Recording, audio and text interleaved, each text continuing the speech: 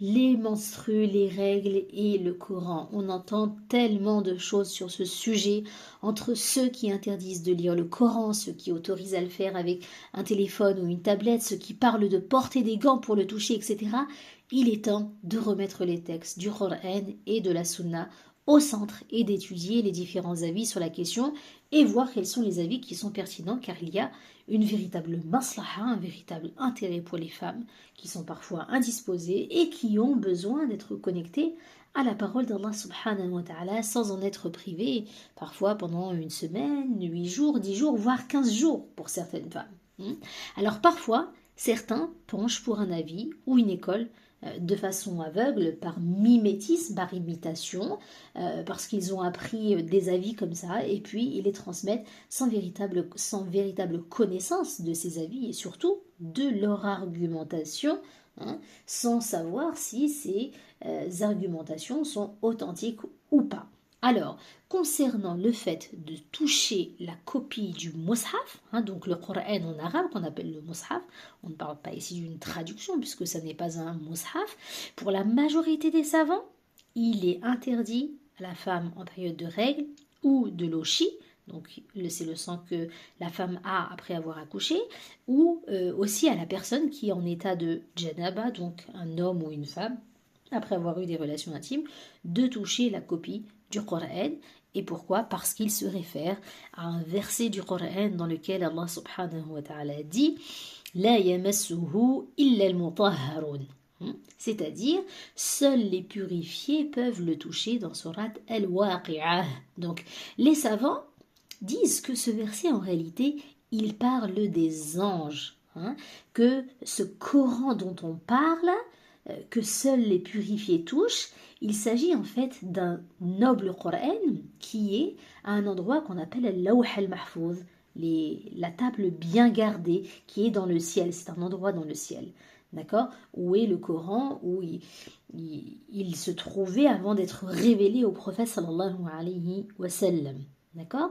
Donc là, on parle de al-Lawh al-Mahfouz, la table bien gardée. On parle du Coran quand il était dans le ciel. Donc le verset, il parle des anges, parce que les Mécois, les négateurs, ils disaient que c'était les démons, les shayatines, qui révélaient ce Coran au prophète sallallahu alayhi wa sallam.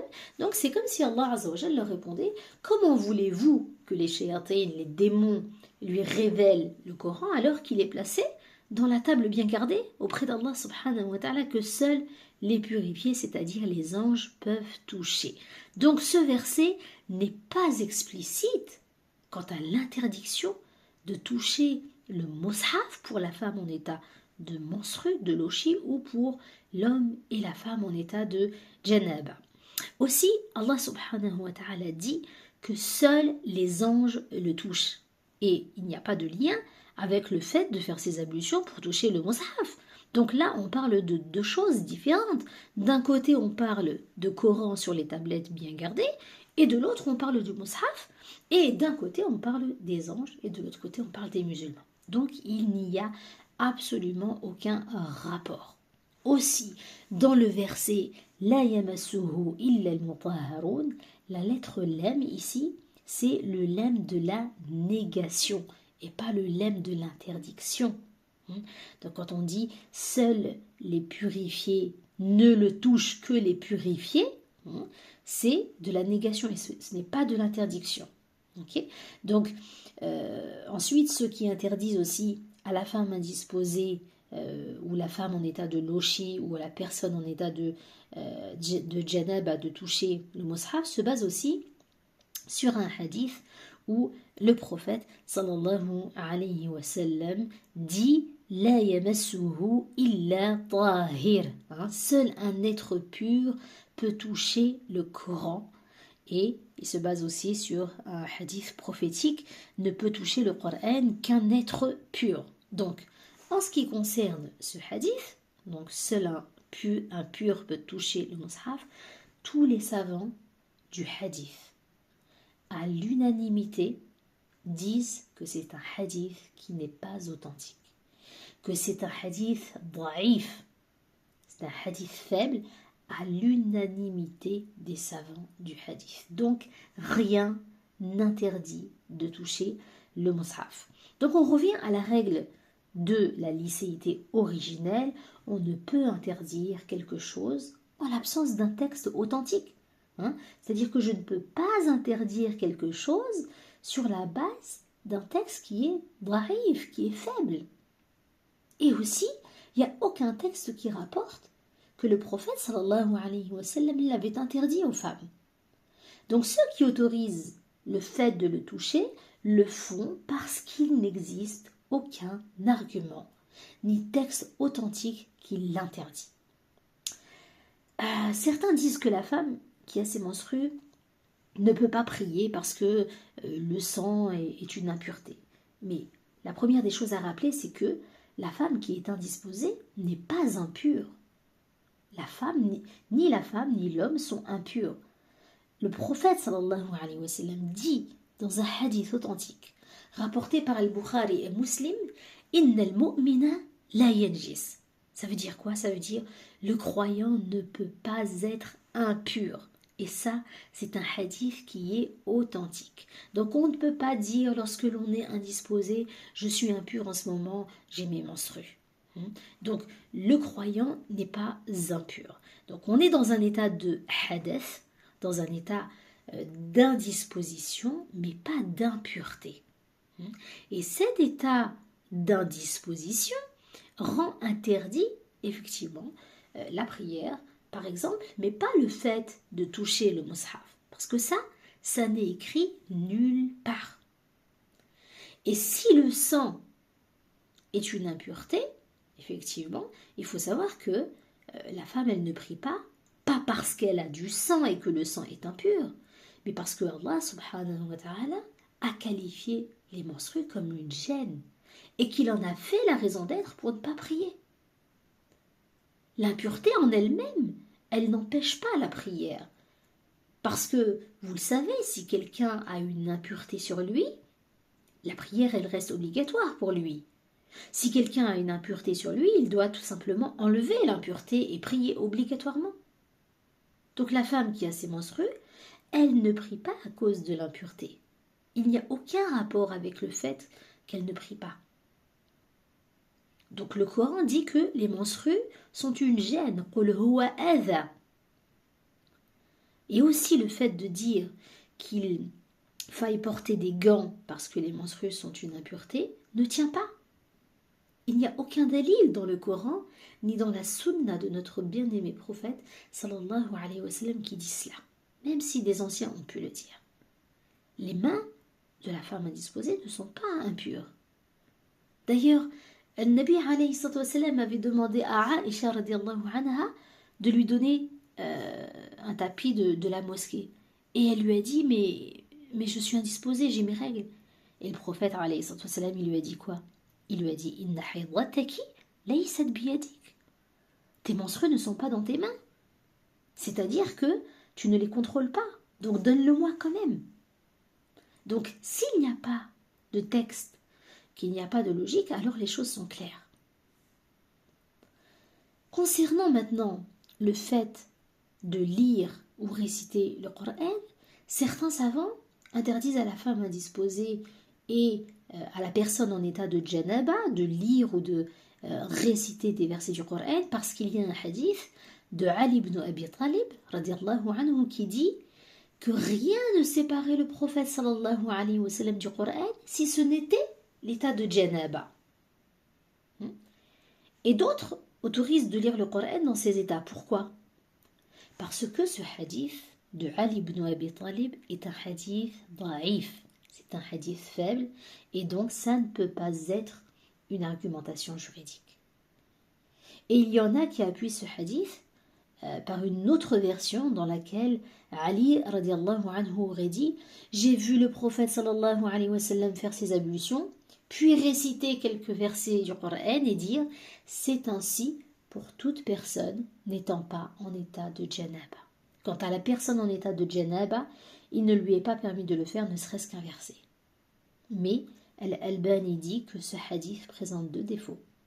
Le premier, c'est qu'il est faible, et le deuxième, c'est qu'il s'agit d'un hadith qui est mawqouf. Un hadith mawqouf, c'est une parole qui est attribué aux compagnons. Donc il dit c'est un hadith mawqouf et pas un hadith marfou'. C'est pas un hadith qui est élevé jusqu'au prophète sallallahu alayhi wa sallam. Et enfin, en ce qui concerne le hadith qui dit que rien ne séparait le prophète sallallahu alayhi wa sallam du Coran si ce n'était l'état de janaba, comme on l'a dit, c'est un hadith faible. Mais à supposer que ce soit un hadith authentique, il n'est pas du tout explicite quant à l'interdiction de lire ou de réciter le Coran en état de janaba. C'est-à-dire que ce hadith ne veut pas dire que c'est interdit de lire le Coran en état de janaba. Il n'y a rien qui nous dit que le prophète alayhi salatu wassalam s'abstenait de lire le Coran en état de janaba parce que c'était interdit. Peut-être qu'il évitait de le réciter parce qu'il considérait cela comme étant répréhensible, makruh, ou tout simplement contraire à ce qu'il vaut mieux faire. Donc la justification du caractère interdit de la lecture du Coran en état de janaba en se basant sur ce hadith ne tient donc pas. Donc il faut revenir à la règle de la permission originelle, ce qu'on appelle l'ibaha al-asliya. Et ceci est l'avis de Daoud et de ses élèves, et c'est aussi l'avis de Ibn Hazm. On avait interrogé Saïd ibn Jubayr, radiallahu anhu, est-il permis à la personne en état de janaba de lire le Coran? Et il avait dit que il ne voyait pas de mal à cela, et il dit, n'y a-t-il pas de Coran au sein de lui? Et le tabi'i Ikrima l'autorisait également. Al-Qardawi et Al-Albani partageaient également cet avis. Et cet avis est plus conforme à la sunna, puisque Aïcha radiallahu anha dit, le prophète sallallahu alayhi wa sallam invoquait Dieu dans tous ses états. Ceci dit, il est quand même répréhensible de lire ou de rester au Coran en état de janaba, parce que le prophète sallallahu alayhi wa sallam avait dit à un homme, rien ne m'a empêché de te répondre si ce n'est que je n'ai aimé invoquer Allah qu'en état de pureté rituelle. Aussi, l'état de janaba, c'est très simple d'en sortir, il suffit de faire les grandes ablutions. Par contre, une femme qui est indisposée, elle ne peut pas sortir de cet état en faisant seulement les grandes ablutions. D'accord? Donc pour sa maslaha, il lui aussi permis de lire le Coran, d'autant plus que aucun texte explicite et authentique ne lui interdit. Ibn al-Qayyim permet également à la femme indisposée de lire le Coran, et c'est aussi l'avis de l'école malikite, c'est un des deux avis rapportés par l'imam Ahmed, un des deux avis de l'imam al-Shafi'i, et Ibn Taymiyyah rappelle aussi que l'interdiction de lire le Coran, de le toucher, etc., n'existe pas dans la sunna. Et que le hadith qui dit que la femme qui a ses menstrues et que la personne en état de janaba ne doivent rien lire du Coran est un hadith qui est faible selon l'unanimité des savants du hadith. Et que si la lecture du Coran était interdite, comme c'est le cas de la prière, eh bien, An-Nabi alayhi sallam l'aurait enseigné aux mères des croyants. Et ça aurait été rapporté, mais il n'y a aucun hadith explicite et authentique qui n'existe à ce sujet, donc il n'est pas permis de l'interdire. Donc, ce que l'on retient, c'est que pour dire que quelque chose est interdit, il faut qu'il y ait un texte. Et il faut que ce texte soit explicite et il faut que ce texte soit authentique. Or, tout ce qui existe à ce sujet n'est pas explicite et de surcroît daïf, faible selon l'unanimité des savants. Wallahu a'lam wa a'lam. Je vous conseille par ailleurs un excellent livre, Maternité et Islam de Khadija Tamazoussi et Dr Shawqi Lazhar, dans lesquels vous pourrez retrouver des pépites sur ces sujets autour de la femme. Assalamu alaikum wa rahmatullah.